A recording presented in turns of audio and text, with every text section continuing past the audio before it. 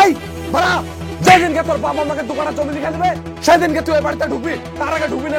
কোথায় পাবে আমার বাপ 2 কাঠা জমি? যা দিয়েছে তাতে তোমার হয়নি। জমির লোভে বিয়ে করেছো তুমি আমাকে। আর আমি আবার তুই স্বামীর উপরে মুখে ফুটে ফুটে কথা বলছিস? দাঁড়া, মেরো না, মেরো না আম্মু। ছাড়। মাছি কেন রে? ওইভাবে মাছি কেন মেয়েটা মরে যাবে? বলবো হ্যাঁ, ওর বাপ বলেছিল যে বিয়ের পর আমাকে জমি জায়গা লিখে দিবে। কই সে জমি? আপনি দেবো বলেছে দেবে, এই জমি তোরই আছে। তো কবে দিবে তা? ঠিক দিবে। আজ দেখতে দেখতে প্রায় 4 বছর হয়ে গেল। যখন আর বাপের সঙ্গে চাই বলে আজ দিব কাল দিব পরশু দিব, কিন্তু জমি আর দায় রাখো। আই বলি মেয়েটাকে মারতে হবে, দুমদম করে ধরি। এই তুমি চুপ করো, বেশি কথা বলো না, ঘরে যাও। সোমা সো, তুই আমার ঘরে সো, নাহলে ধরি। এই তুমি কোথায় যেতেছো? এই এদিকে এসো, ধরো ধরো ধরো ধরো। এই তুমি ছাড়ো, ধরো ধরো, বাড়াও বাড়ি থেকে।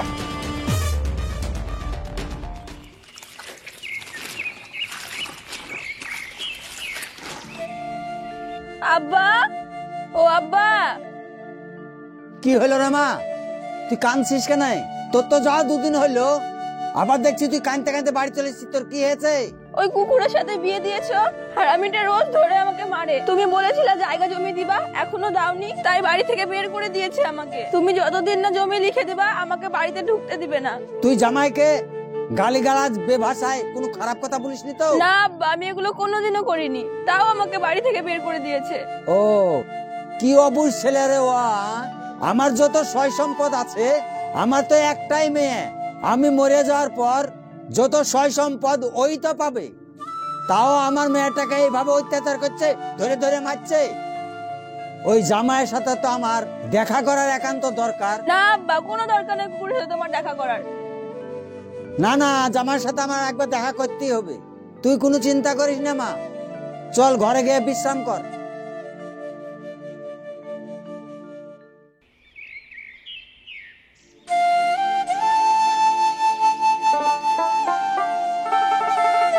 আরে ভাইপো, বলেন চাচা। তোমার সঙ্গে দেখা হলে ভালোই হলো। একটা কথা বলেছিল। হ্যাঁ বলেন। তুমি বৌমাকে বলে মেরে বলে বাড়ি থেকে বাইর করে দিছ।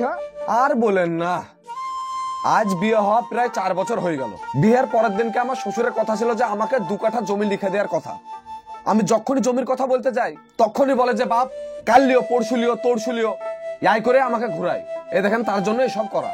ওটা করা খুব অন্যায় বাপ। ওর তো 10টা 5টা মেয়ে না, ওর একটাই মেয়ে।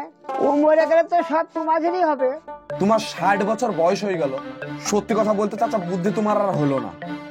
মরে গেলে তো ওর মেয়েই সব পাবে। ওর মেয়ে যদি ভালোবাসা করে অন্যজনের সঙ্গে চলে যায়, তাহলে আমি ওই 2 কাঠা জমি পাবো? এই যে আমি 4 বছর পুষলাম, কই ওই টাকা আমার সুদ আসলে শোধ হবে? তাই বলো। ওটা ভেবে কেউ সংসার করে না বাপ। ওটা মেনে জেনে সংসার করা যায়, তাহলে আল্লাহর কাছে তোমরা ভালো হবা। বুঝতে পারলে বাপ? আমি অত কিছু বুঝি না চাচা। সুজা আঙুলে যদি ঘৃণা উঠে তাহলে কিন্তু আমাকে আঙুল দেখাতে হবে। হ্যাঁ, ভালোই ভালোই দিলে ভালো কথা, আর যদি না দেয় এ দেখো আমি কালকে মস্তানের কাছে যাবো, চা করা ওরাই করবে।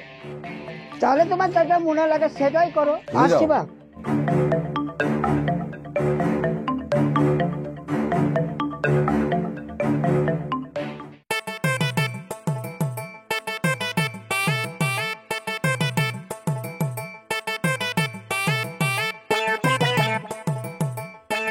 তুই?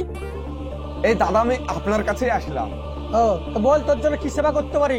সেবা বলতে আমার সেবা করার দরকার নাই, ওই আমার একটু ওই শ্বশুরের সেবা করলেই যথেষ্ট।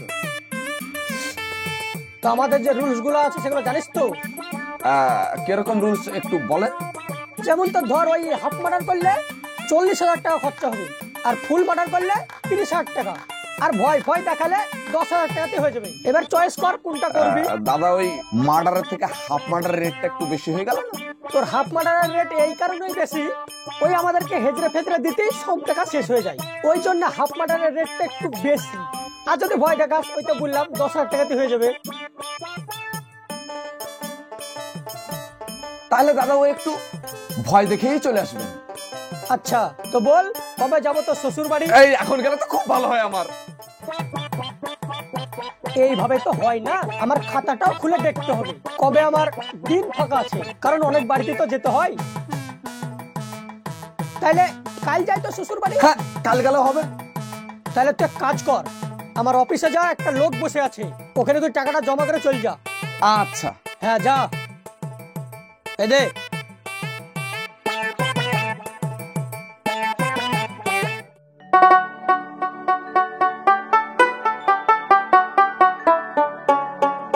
বিয়াই শুনেন, হ্যাঁ কি বলছেন ভাই? কোথা থেকে আসছেন? এই বাজারে একটু গেছিলাম। বাজারে গেছিলেন? হ্যাঁ। আচ্ছা, আমি শুনলাম আপনার জামাই আপনার মেয়েকে বাড়ি থেকে মেরে তাড়িয়ে দিয়েছে। হ্যাঁ গো, ও কি পাগল জামাই বলো দিনি, আমার মেয়েটাকে জমি লিখে দিনি বলে মেরিয়া বাড়িতে বের করে দিয়েছে, বুঝলা? কি বেহুশ ছেলে বলো দিনি। আরে আমি মরে গেলে যত আমার সয় সম্পদ অধারিত থাকবে। তুমি জমিটা লিখে দিবা, তাহলে তার কোনো ঝামেলা হবে না। না না, আমি বেঁচে থাকতে ওদের কাজ জমি আমি লিখে দেবো না। আমি কি একবারে পাগল? ওদেরকে এখন আমি জমি লিখে দিলে কোথায় গিয়ে থাকবো? তোমার জামাই যে মস্তান ঠিক করছে, বাড়িতে মস্তান আসলে তোমার এটা ভালো দেখা দিবে? আমার জামা আমার বাড়িতে মস্তান নিয়ে আসবো তা বলেছে? হ্যাঁ। শোনো, ও মস্তান হলে আমি মস্তানের বাপ, আমি ওকে দেখে নিব ও কত বার বেড়েছে। তুমি যত বড়ই মস্তান হও, ওর হাতে আছে তোমার চাবু, বুঝতে পারলে? তোমাকে ওই ঢালা ভুয়ে তোমাকে গড়াগড়ি করাবে, তার থেকে ওই জমিটা দিয়ে মীমাংসা করে লাওকা। শোনো, আমি বেঁচে থাকতে ওকে এক কাঠা জমিতে নাম তোমাকে ভুলে গেলাম। যাও তাহলে।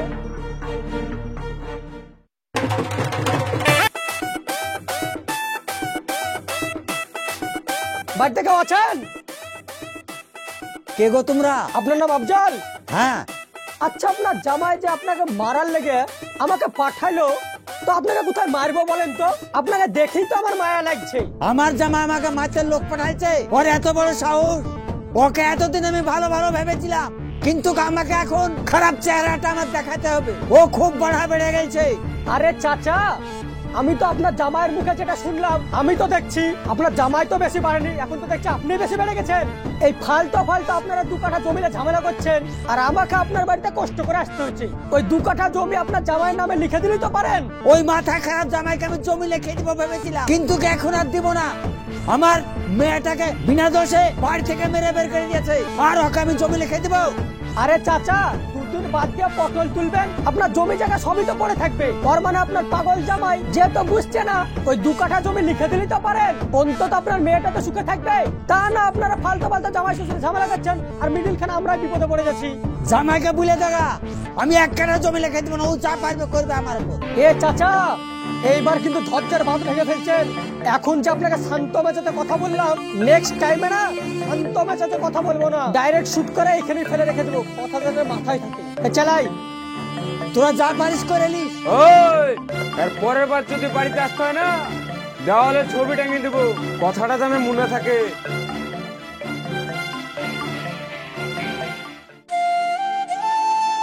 আয় মা আয়, ভয় নাই।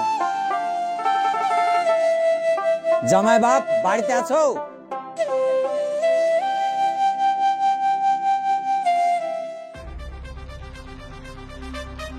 আপনি আমার বাড়িতে? কি লজ্জা আপনি আমার বাড়িতে এসেছেন? তুমি আমার মেয়েটাকে এভাবে মারধর করে বাড়ি থেকে বাড়ি করে দিয়েছো, আবার আমাকে শাসন গর্জন করার লেগে মস্তান পাঠাইছো, এটা কি তুমি ঠিক করছো? আপনি কোন কাজটা ঠিক করেছেন তাই বলেন? বিয়ের পরের দিন আমাকে 2 কাঠা জমি লিখে দেওয়ার কথা ছিল আপনার, আপনি কি সেটা লিখে দিয়েছেন? আপনি কি আপনার কথা রেখেছেন তাই বলেন? আরে বাপ, তুমি আমাকে ভুল বুঝছো। আমার একটা মাত্র মেয়ে, দ্বিতীয় আমার কোনো ছেলে নাই। আমি মরে গেলে যত সয় সম্পদ তোমরাই তো পাবা। শোনে, আমি ওইসব কিছু বুঝি না, আপনি আবার জমি লিখে দেন, তাহলে আমি সন্তুষ্ট হব। তাহলে জমি পালি তুমি সন্তুষ্ট হয়ে যাবা? হ্যাঁ, হয়ে যাব।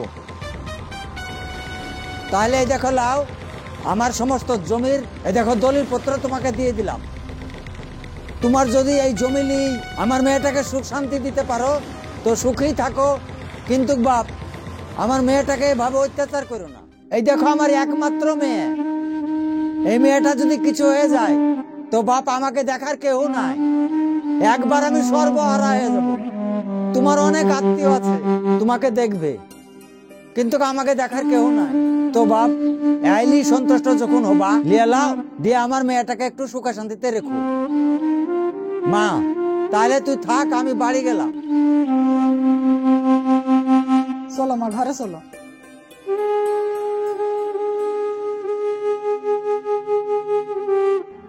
বাবা মায়ের কিছু ভুলের জন্য কিন্তু মেয়েরা শ্বশুর বাড়িতে অনেক অশান্তি ভোগ করে, তারই একটা দৃশ্য আপনাদের মাঝে তুলে ধরলাম।